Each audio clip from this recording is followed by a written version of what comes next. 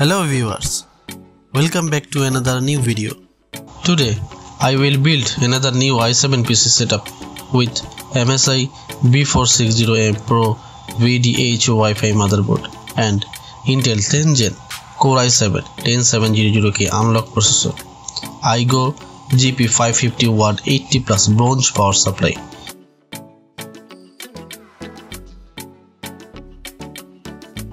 G.skill Ripjaws V2666 MHz 8GB DDR4 RAM, Seagate Barracuda 1TB hard disk, Aigo DarkFlash DARKVOID top flow AR CPU cooler, DarkFlash Leo TG80X gaming casing with triple RGB fan. Okay, enough intro, let's build it.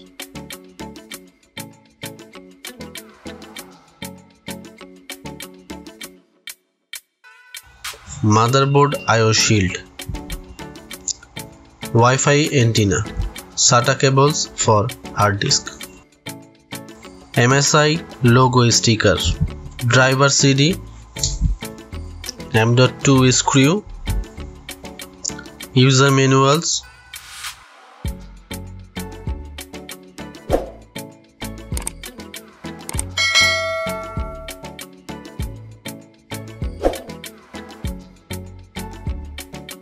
Intel sticker.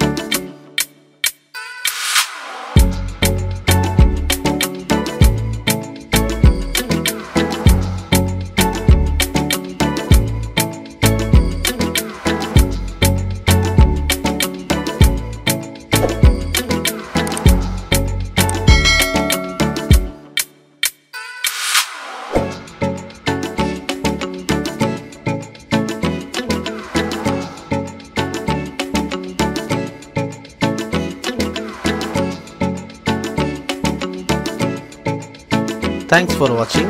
Please stay tuned with me by like and subscribe.